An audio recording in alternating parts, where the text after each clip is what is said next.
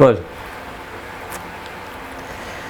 Bismillahirrahmanirrahim. Assalamualaikum warahmatullahi wabarakatuh. Alhamdulillah rabbil alamin wal aqibatu lil muttaqin ala umuri dunya waddin. Asyhadu an la ilaha illallah wa asyhadu anna sayyidana Muhammadan abduhu wa rasuluhu wa nusalli wa nusallim ala habibil karim sayyidina Mustafa sallallahu alaihi wasallam wa ala alihi wa ashabihi wa man tabi'ahum bi ihsanin ila yaumiddin. Subhanaka la ilma lana illa ma 'allamtana innaka antal alimul hakim. Rabbi shrah li sadri wa yassir li amri wahlul 'uqdatam min lisani yafqahu qawli. Bismillahi ma syaa Allah la yasuqul khaira illa Allah ma syaa Allah la yasrifu su'a illa Allah ma syaa Allah ma kana min ni'matin fa min Allahi ma syaa Allah wala haula wala quwwata illa billah al-aliyyil azim. Sayyidul istighfar. Bismillahirrahmanirrahim. Allahumma anta rabbi la ilaha illa anta khalaqtani wa ana 'abduka wa ana 'ala ahdika wa wa'dika mastata'tu a'udzu bika min syarri ma sana'tu abu'u laka bi ni'matika 'alayya wa abu'u bi dhanbi faghfirli fa innahu la yaghfiru dzunuba illa anta. 3 doa. Bismillahirrahmanirrahim. Bismillahilladzi la yadurru ma'asmihi syai'un fil ardi wala fis sama' wa huwas sami'ul alim. Bismillahilladzi la yadurru ma'asmihi syai'un fil ardi wala fis sama' wa huwas sami'ul alim. Bismillahilladzi la yadurru ma'asmihi syai'un fil ardi wala fis sama' wa huwas sami'ul alim. Na'udzu bikalimatillahi tammati min syarri ma khalaq. Na'udzu bikalimatillahi tammati min syarri ma khalaq. Na'udzu bikalimatillahi tammati min syarri ma khalaq. Allahumma inna na'udzu bika minal barasi wal jununi wal judhami wa min sayyil asqami. Allahumma inna na'udzu bika minal barasi wal jununi wal judhami wa min sayyil asqami. Allahumma inna na'udzu bika minal barasi wal jununi wal judhami wa min sayyil asqami. Wa sallallahu ala sayyidina Muhammadin wa ala alihi wa sallam. Alhamdulillahi rabbil alamin. Alhamdulillah, kita panjat puji dan syukur kepada Allah Subhanahu Wa Taala, ngelimpah kurnia inayah taufik di sisi Allah Subhanahu Wa Taala. Kita dapat bersama-sama lagi pada malam ini dalam kita nak meneruskan kuliah kitab kita Riyadhus Salihin. Sebenarnya kitab Riyadhus Salihin ini saya baca setiap hari, tengah hari, selepas zuhur, kuliah zuhur di madrasah saya. Ini sebenarnya sambungan lah.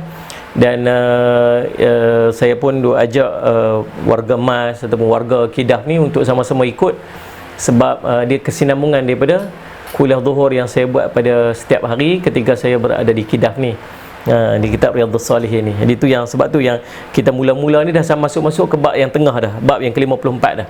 Pasal memang setiap hari kita duk baca kitab ni. Waktu saya berada di Kedah ni lah, ataupun Kedah ni maksud Kompleks Islam Darul Faizin. Ada yang tanya Kedah ni apa dia? Kedah sebut kan, KIDAF tu maksud Kompleks Islam Darul Faizin. Ataupun Mujamma' Darul Faizil Al-Islami. Itu dalam bahasa Arab dia. Darul Faizil ni dia panggil apa? Bandar ataupun tempat orang-orang yang berjaya, mudah-mudahan kan. Dan nama ini diberikan oleh guru saya, Syekh Muhammad Abdul Sulaiman Al-Ahdal.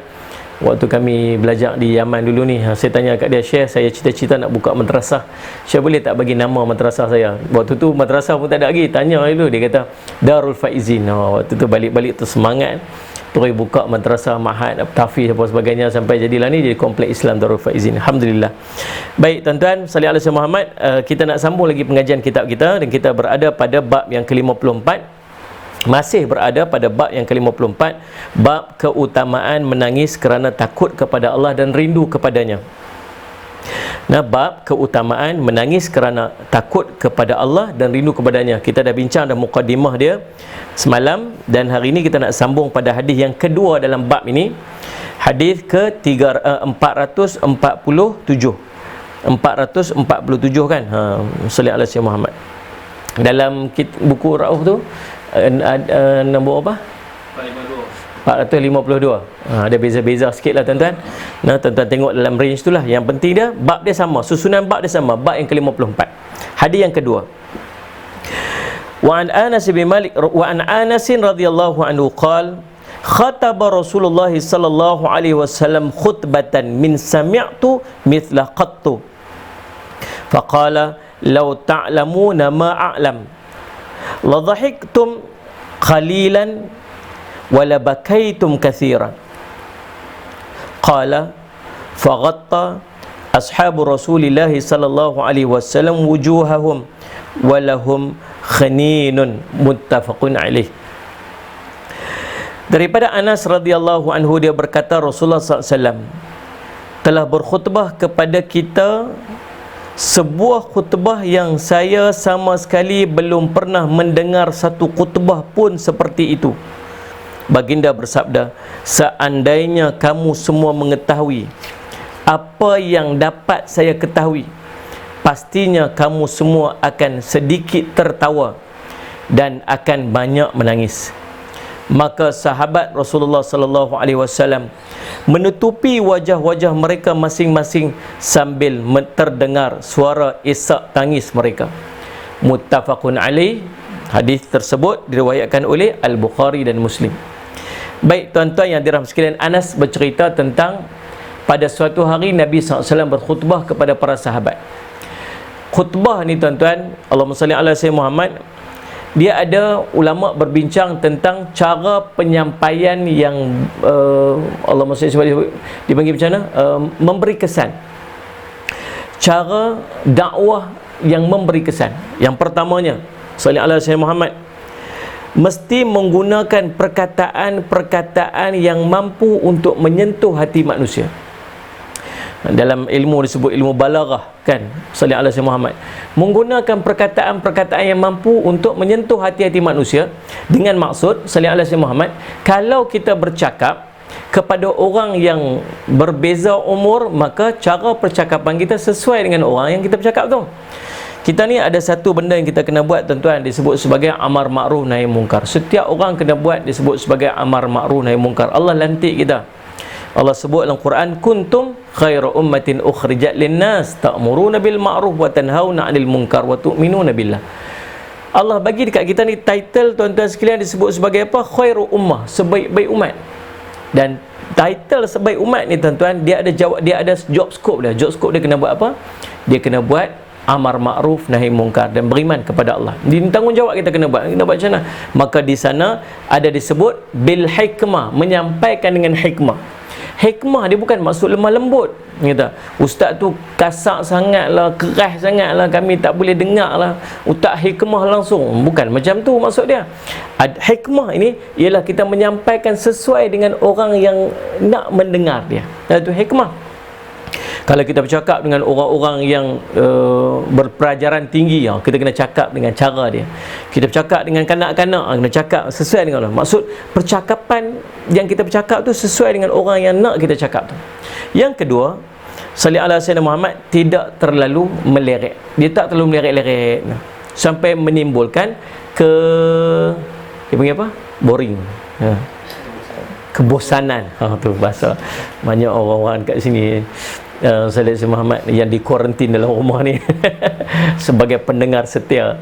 Sayyidina Muhammad. Jadi subhanallah, Sayyidina Muhammad tuan-tuan, yang tak menimbulkan bosan. Yang meleret apa bercakap tak tahu. Nanti short, precise. Nabi SAW bila berkhutbah, Nabi akan berkhutbah dengan pendek tetapi tegas. Nabi tak meleret-leret dalam khutbah dia. Sahabat dengar khutbah Nabi SAW semua. Oh, macam tu keadaannya. Yang ketiga, sallallahu alaihi wasallam, bila kita bercakap, Allahumma salli ala sayyidina Muhammad, janganlah terlalu Allahumma salli ala disebut sebagai apa? Kena bercakap sesuai pada tempat dia, pada waktu dia. Nak menyampaikan sesuatu, mesti menyampaikan pada waktu yang sesuai. Faham tak ni? Orang tengah duduk lena tu nak pergi ceramah. InsyaAllah kita akan buat ceramah online kita pada pukul 1 pagi lagi. Cakap seorang lah jawab dia. Time tak kena. Ada waktu-waktu yang tak sesuai lah. Ada waktu-waktu istirahat, pukul 12 tengah hari tu waktu istirahat tak sesuai untuk kita bagi tazkirah. Ataupun kita nak menasihati seseorang, dia ada benda dia buat tak kena, ke kita nak nasihat kat dia, ke kita pergi ketuk rumah dia pukul 12 malam pergi nak nasihat kat dia, waktu tak kena. Waktu dia tengah sedih, waktu dia tengah marah, sebagainya, waktu itu tak sesuai. Tunggu waktu yang sesuai untuk kita bercakap. Maka maklumat itu kita akan sampai dengan berkesan. Nah, Salih Syekh Muhammad dia duduk sakit tu, lepas tu pergi duduk kata, "Itulah aku dah nasihat dah kat hang hari tu, hang tak mau dengar lagi hang ni lah." Tak payahlah duk cakap tu, memang tak akan masuk punya. Jadi kita akan bercakap pada waktu yang sesuai. Dan Nabi SAW Allah bagi satu mukjizat di antara kelebihan Nabi SAW, percakapan Nabi mampu untuk menyentuh hati-hati manusia. Walaupun Nabi SAW ada satu benda yang Allah bagi, dia berjawami'ul kalim. Jawami'ul kalim ni maksud perkataan yang pendek tapi sangat besar manfaat dia. Tuan-tuan boleh bayang tak? Nabi SAW sebut satu perkataannya, para sahabat dengar khutbah Nabi. Nabi kata apa? Sebab kalaulah kamu tahu apa yang aku tahu, maka kamu akan sedikit ketawa dan banyak menangis. Dalam keadaan Nabi sebut macam tu, para sahabat mampu untuk menangis. Ini mukjizat Nabi SAW. Tuan-tuan yang dirahmati oleh Allah sekalian, bila Nabi SAW sebut je macam tu, para sahabat semua tutup mata, semua, dan semua orang pun mula untuk menangis. Tuan-tuan, sebab apa? Sebab tersentuh dengan perkataan yang Nabi SAW sampaikan tadi. Nabi SAW dibawa Isra' dan Mi'raj. Tuan-tuan, Isra' masuk perjalanan darat, Mi'raj masuk perjalanan naik ke langit. Dalam peristiwa Isra' Mi'raj, Allah tunjukkan kepada Nabi SAW, salli ala sayyidina Muhammad, Allahumma salli ala sayyidina Muhammad, perkara-perkara gaib syurga neraka. Sebab apa? Sebab Nabi akan bercakap kepada umat dia tentang syurga dan neraka. Dalam satu riwayat menyebutkan berita yang kita dengar tidak sama dengan berita yang dia nampak. Berita yang dengar dengan berita nampak tak sama. Kita duk dengar tentang syurga, tentang neraka, ustaz-ustaz duk cerita kita neraka dahsyat lah, neraka macam ni lah, apa semua. Kita ni sampai ketak ni dengar ni, takut tidur tak lena ni. Padahal ustaz cerita dia tak pernah tengok pun neraka tu macam mana. Kita dengar syurga ni indah, syurga ni cantik dengan sungai dia, dengan bukit-bukitnya, dengan istana-istana yang sangat indah tu. Kita dengar meleleh ayat liuk kita. Dalam salli ala Syekh Muhammad. Padahal ustaz yang cerita tu dia tak pernah tengok pun syurga tu macam mana. Tapi pasal apa mampu nak deliver sebenarnya macam tu? Pasal Nabi yang menceritakan syurga, dia telah melihat syurga itu dengan mata dia. Nabi yang menceritakan tentang neraka, dia pernah tengok neraka tu dengan mata dia. Maka Nabi SAW cerita, bila Nabi SAW cerita ni, benda yang dia nampak masuk dalam hati para sahabat. Para sahabat pula cerita pula kepada tabi'in, tabi'in cerita pula kepada tabi'in, berturutan sampailah kepada ustaz kita yang cerita dekat kita tentang kedahsyatan syurga dan neraka yang didengar daripada guru dia. Maka tuan-tuan, subhanallah, gemetar hati-hati kita.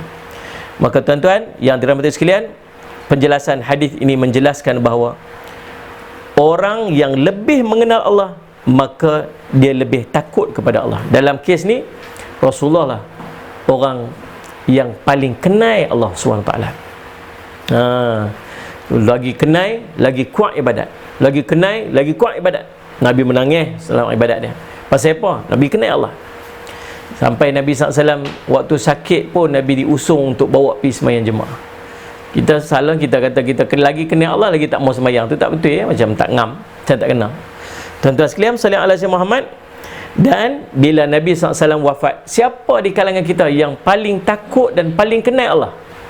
Siapa? Selepas Nabi SAW wafat, siapakah yang lah ni, duduk dengan kita ni, di sekeliling kita ni, pada waktu kita ni, yang takut dan kenal Allah SWT?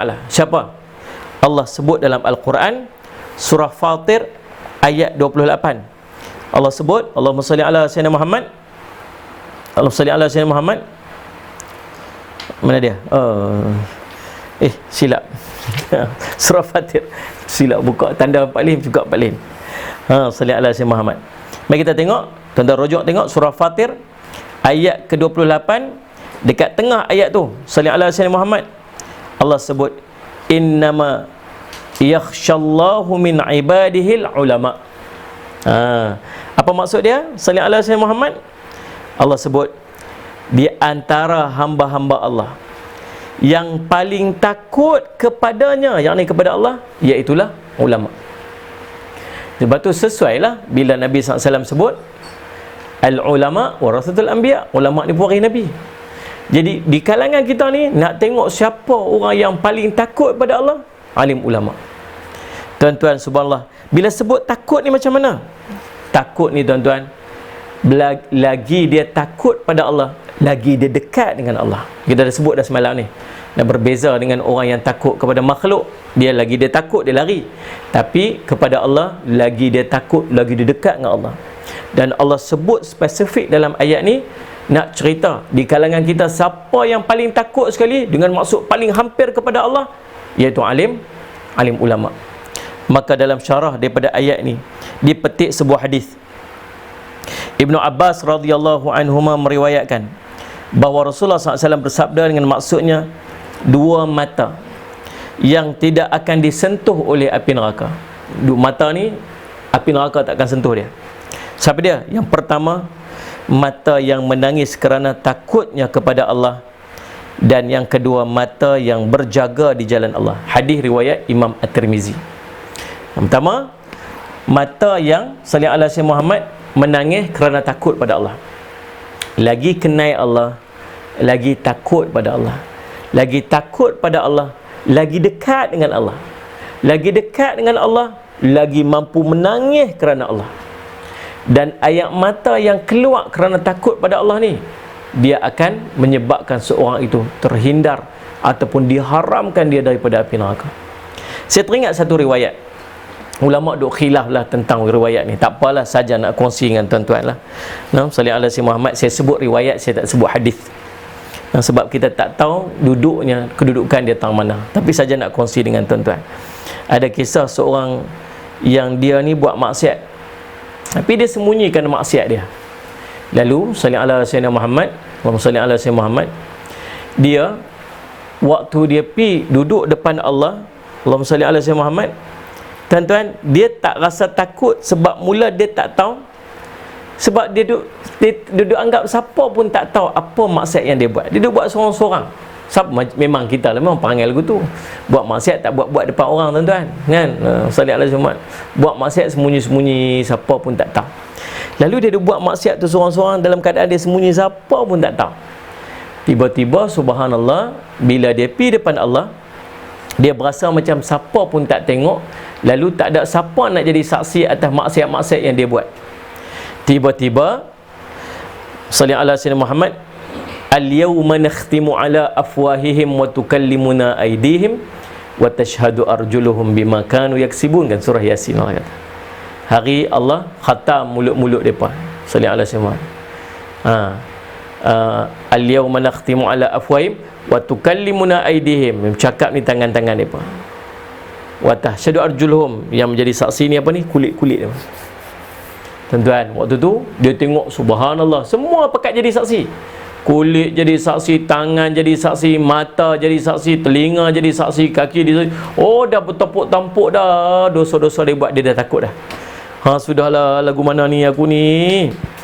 Tiba-tiba tuan-tuan, salih ala Sayyidina Muhammad, ada satu suara kecil cakap.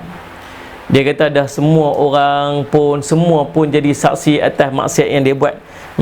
Aku pun nak jadi saksi juga atas apa yang dia buat. Yang ni siapa ni? Bulu mata dia.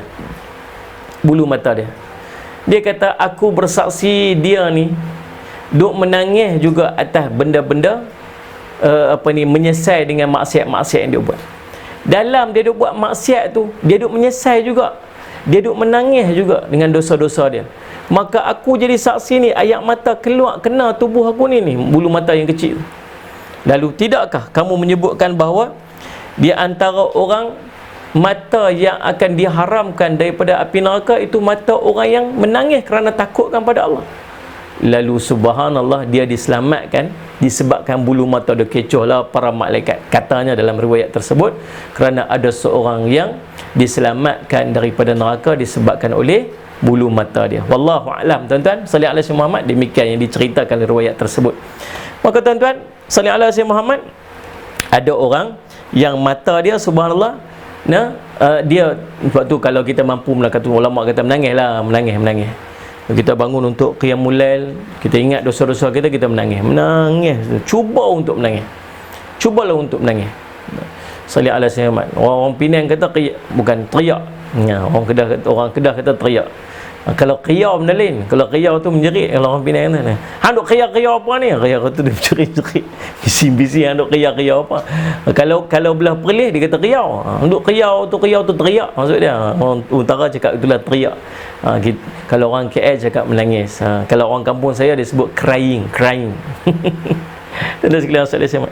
Jadi subhanallah sallallahu alaihi Muhammad. Tuan-tuan, cubalah untuk menangis. Kata seorang sahabat Nabi SAW, menangislah walaupun kamu terpaksa berlakon nangis tu. Buat paksa, bukan berlakon, paksa untuk menangis.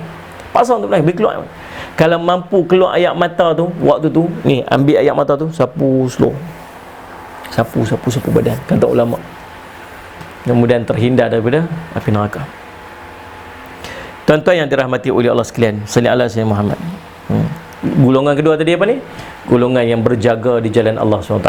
Ini kita sebut dah semalam. Sahabat-sahabat kita yang duduk di front line ni, polisnya, tenteranya, Sallallahu Muhammad, yang kesihatannya, nurse-nya, apa semua. Dan kita ucap tahniah kepada kerajaan yang telah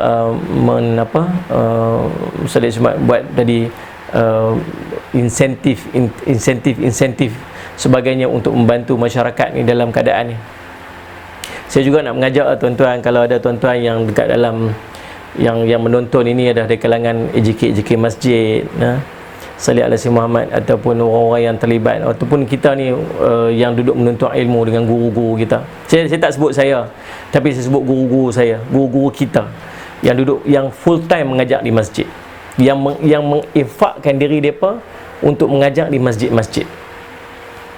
Tuan-tuan, Salih Alaihi Muhammad, macam mana orang lain, mereka tuan-tuan, saya kenal ada di kalangan sahabat-sahabat kita Salih Alaihi Muhammad yang tak ada sumber pendapatan yang lain melainkan daripada dia dapat sikit sagu hati bila dia pergi kuliah. Tak banyak mana tuan-tuan, tak banyak mana Salih Alaihi Muhammad. Tambah ada ustaz-ustaz yang memang tak pernah letak harga. Tak pernah letak harga. Salih Alaihi Muhammad. Tak pernah sebut harga berapa ustaz, tak pernah. Kadang-kadang bayar sikit tentang perjalanan jauh-jauh pun kadang-kadang dapat sikit, 120, 150 kadang-kadang. Memang cukup-cukup untuk perbelanjaan dia, minyak apa semua kadang-kadang pun Salih Alaihi Muhammad. Masjid pun consider macam tu, bagi lepas minyak dia sudah, padahal dia ada keluarga dia. Tapi tak pernah minta tuan-tuan, tak pernah minta.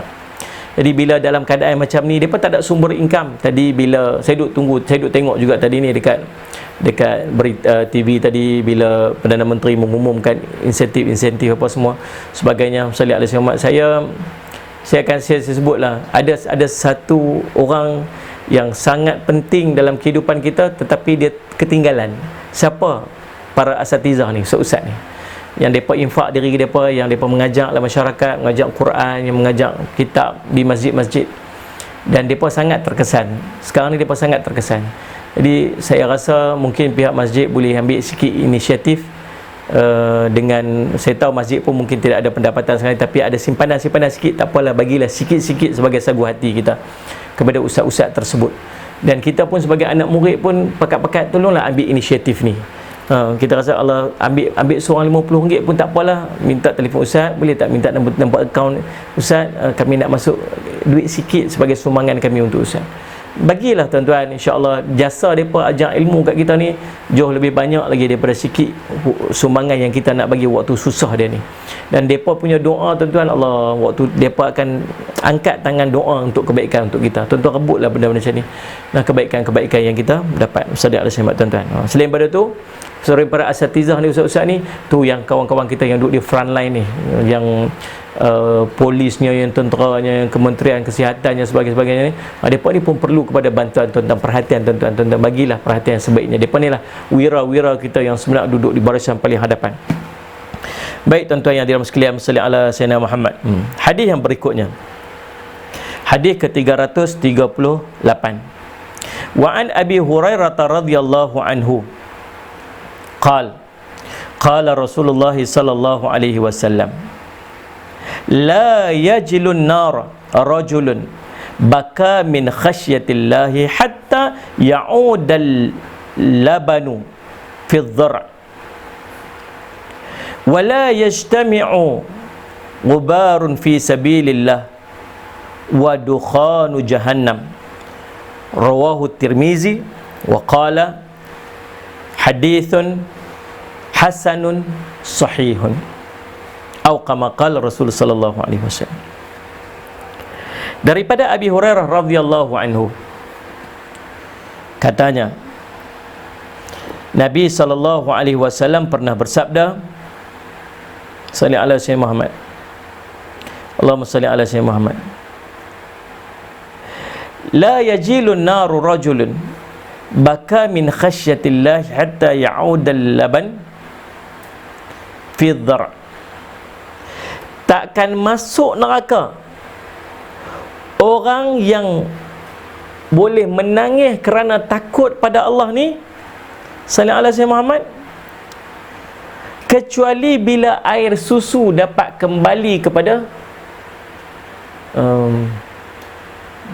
nak sebut macam mana, buah dada, macam tu. Nak letak words pun kita pun malu kan. Kepada susu ibu tempat. Macam tu lah. Sallallahu alaihi wasallam Muhammad. Nabi sebut apa? Sallallahu alaihi wasallam Muhammad, takkan masuk neraka seorang yang menangis, dia menangis tu kerana takut pada Allah, kecuali bila susu mampu balik kepada tempat keluar susu itulah. Sallallahu alaihi wasallam Muhammad. Dan tidak akan berkumpul debu dalam berjuang di jalan Allah dengan asap api neraka Jahannam. Hadis riwayat Imam At-Tirmizi, dan hadis ini berkata, dan ia berkata hadis ini hasan sahih. Dua kelompok manusia yang sangat hebat nanti di yaumul qiyamah. Yang pertama, orang yang menangis kerana takut pada Allah. Allah kata takkan masuk neraka. Tadi sebut dia haramkan dia daripada neraka. Ayat mata yang keluar kerana takut pada Allah, menangis takut Allah. Yang ni sallallahu alaihi Muhammad, takkan masuk neraka, takkan boleh masuk neraka orang yang boleh menangis kerana takut pada Allah. Sehinggalah apa ni? Sehinggalah susu mampu masuk balik ke tempat. Nak beritahu kata apa? Mustahil. Mustahil benda tu boleh jadi. Sallallahu alaihi wasallam. Mustahil benda tu boleh jadi. Tapi benda ni benda hati, tuan-tuan. Benda hati. Bukan senang nak buat, bukan senang kita nak menangis kerana takut pada Allah. Allahumma salli ala sayyidina Muhammad. Menunjukkan yang kita ni sangat jauh daripada Allah. Lagi jauh lagi tak takut, lagi jauh lagi tak takut, lagi dekat lagi takut, lagi dekat lagi takut. Tanda takut pada Allah ni apa? Mampu menangis. Tanda orang soleh, tanda dia takut pada Allah, tanda kata dia makrifah Allah, dia kenal Allah, dia mampu menangis bila dia bersujud kepada Allah. Tak pernah, tuan-tuan, kita boleh menangis macam-macam, tuan-tuan, tapi tak pernah menangis sebab takut kerana Allah. Allahumma salli ala sayyidina Muhammad. Tuan-tuan kena pernah sedih. Betul. Kalau sedih ni, pergi semayang. Semayang 2 rakaat. Kita semayang, kita menangislah semayang tu, ya Allah. Itu bukan menangis takut pada Allah. Itu menangis kerana sedih tu, kerana apa-apa benda yang kita lalui itu. Beza kan? Ini orang yang menangis kerana takut pada Allah. Macam mana nak buat, tuan-tuan? Kita kena usahalah. Belajar untuk kenal Allah. Yang kedua siapa ni? Orang yang ni tak akan bercampur debu, orang yang berjuang di jalan Allah dengan asap neraka Jahannam. Orang yang keluar berjihad di jalan Allah, orang yang keluar untuk berdakwah, orang yang keluar untuk menyampaikan ilmu-ilmu agama, sallallahu alaihi wasallam, dalam masyarakat. Sallallahu alaihi wasallam.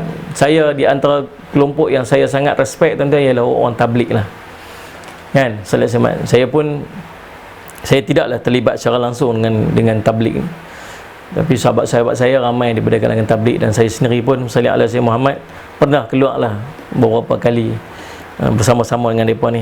Dan subhanallah, sallallahu alaihi wasallam Muhammad, kita tengok mujahadah mereka hebat, tuan. Mujahadah mereka sangat hebat. Mereka mampu untuk keluar berdakwah dari rumah ke rumah yang kita tak mampu untuk buat. Saya pun, tuan-tuan, boleh nak ceramah depan orang-orang yang biasa dah duk ikut dah, memang duk dengar kuliah dah. Tapi nak pergi berjumpa dengan orang, nak pergi dakwah orang, nak pergi bercakap di depan rumah orang, kadang tak mampu buat, tuan-tuan. Kita ikut ke belakang aja. Tuan-tuan, saya mahu orang mujahadah, orang yang keluar untuk berdakwah di jalan Allah. Lain ni mereka berhadapan dengan fitnah-fitnah yang besar lah.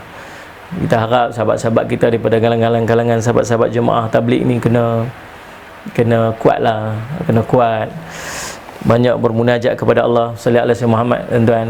Dan Allah nak mengangkat darjat, macam itulah keadaan dia. Siapa-siapa pun sallallahu alaihi Muhammad, bila duduk dalam keadaan Allah nak mengangkat darjat, Allah akan lalu dia dengan ujian-ujian. Mudah-mudahan lepas pada ujian ni, Allah akan angkat kedudukan di tempat yang lebih tinggi, mudah-mudahan, insya-Allah. Tuan-tuan, ada orang bila berperang keluar berjihad fisabilillah, lekat debu-debu di tubuh badan dia, debu-debu itu tak akan bercampur dengan asap daripada api neraka Jahannam. Sallallahu alaihi wasallam. Hadis riwayat Imam Tirmizi. Hadis ini menunjukkan keutamaan menangis kerana takut kepada Allah. Kerana takut kepada Allah dapat memotivasikan untuk melaksanakan perintah-perintah Allah dan menjauhi daripada larangan-larangan Allah. Sungguh, nak takut pada Allah, kena kenal Allah. Bila kita kenal Allah, kita takut pada Allah. Bila kita takut pada Allah, kita makin dekat dengan Allah. Lagi dekat dengan Allah, lagi kita tak buat maksiat, tuan-tuan. Nak ambil mudah faham, tuan-tuan, sallallahu alaihi Muhammad. Bila kita duduk dengan tok guru kita, apa kita jadi? Duduk tok guru kita, kita keluar dengan ustaz, jadi guna, jadi baiknya. Tengok ni, jadi baik. Sallallahu alaihi Muhammad. Nak buat benda tak elok, tak ada tu. Nak jeling girlfriend kat tepi apa? Dak bawa kereta tegak je, tengok depan. Nampak umbaluk, astagfirullahalazim, bunyi. Cuba ustaz tak ada, Allah. Allah saja yang tahu. Jadi pasal apa? Pasal ada orang soleh duduk dekat dengan dia. Bila orang soleh dekat dengan dia, apa ni? Dia takut untuk dia melakukan kesilapan, takut sekali dinilai oleh orang tu. Faham tak kan? Kita semayang, duduk sebelah kita tu tok guru yang ajak kita semayang. Kita baca Quran, duduk di sebelah kita tu tok guru yang mengajak kita Al-Quran. Maka kita akan buat, kita akan buat seperfect mungkin, sebaik mungkin amalan. Pasal apa? Pasal yang duk berhampiran kita tu ialah orang yang baik. Orang yang dekat dengan Allah, dia makrifah kepada Allah, dia sangat rapat dengan Allah, dia jadi macam tu. Dia takut, dia nak buat maksiat apa, Allah duk tengok dia. Dia berasa sungguh Allah melihat dia. Dia berasa, dia nampak zat, dia nampak kekuasaan Allah pada setiap perbuatan dia, pada setiap apa yang dia nampak di hadapan dia. Maka dia akan bersungguh-sungguh untuk melakukan ibadat. Bukan setakat bersungguh melakukan ibadat, dia bersungguh untuk melakukan sesempurna ibadat. Dan sudah pasti dia akan meninggalkan segala kemaksiatan. Dia takkan mampu untuk buat maksiat. Ada seorang bertanya kepada Ibrahim bin Adham. Dia kata, Ibrahim, wahai Syekh, dia kata, saya ni ada satu benda maksiat yang saya tak mampu untuk tinggal, saya tak boleh nak tinggal. Salih alaihi maksud, dia tak boleh nak tinggal. Betul, boleh tak kalau saya nak buat, ada kok jalan-jalan, ada cara-cara yang saya boleh buat maksiat ni? Dia kata, boleh. Kalau boleh buat salah satu daripada jalan ni, kamu boleh buat maksiat tu. Dia kata, boleh, ada orang. Ada. Yang pertama apa? Yang pertama ni, kalau lepas ni kau boleh buat. Apa dia? Kamu pergi cari rezeki yang bukan rezeki tu daripada Allah. Kamu pergi cari rezeki yang rezeki itu bukan rezeki daripada Allah. Dia kata, macam mana nak cari rezeki yang bukan Allah? Semua rezeki itu rezeki Allah. Dia kata, habis kamu makan rezeki Allah, kemudian kamu nak buat maksiat dengan dia, patut tak? Tak patut, tak patut. Yang kedua, kamu pergi duduk di satu tempat yang tempat duduk tu, sallallahu alaihi Muhammad, bukan milik Allah. Oh, dia kata nak cari mana tempat duduk yang bukan tempat duduknya milik Allah. Semua duduk tempat semua milik Allah belaka. Oh, kamu makan rezeki dia, kamu duduk di tempat dia, macam mana kamu maksiat kat dia? Okay. Yang ketiga, kamu, Allahumma salli ala sayyidina Muhammad, pergi cari satu tempat yang orang tak nampak. Oh, dia kata, yang ni mana buat dulu dah. Pergi cari satu tempat yang orang tak nampak. Memang nak buat maksiat pun cari tempat orang tak nampak. Tapi bukan sekat orang tak nampak, Allah pun tak nampak. Gitu. Mana nak cari tempat Allah tak nampak, semua Allah nampak.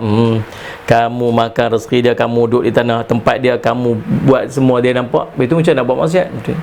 Yang ketiga, yang keempat, kamu kalau nanti malaikat maut mai nak tarik nyawa kamu, abang ada tunggu sat. Nak taubat dulu. Kalau boleh cakap selotok dengan malaikat maut tu, okey. Kita macam mana dia la yastakhiruna sa'a la yastaqdimun, tak dicepat wala saat, wala tak lambat wala saat, tak cepat wala saat. Nak buat macam mana? Tak boleh. Yang kelima, kalau kamu boleh nanti malaikat azab nak lempak kamu dalam neraka, kamu kata tak mau dia. Tak mau cakap dia. Malaikat mai lempak neraka, tak mau. Kalau boleh cakap tu kat malaikat azab, buat.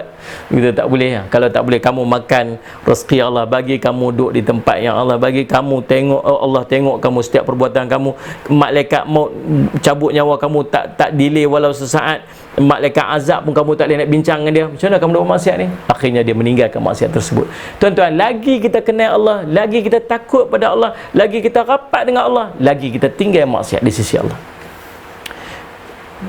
Tak boleh faham dah cerita dia macam tu. Salli ala Muhammad.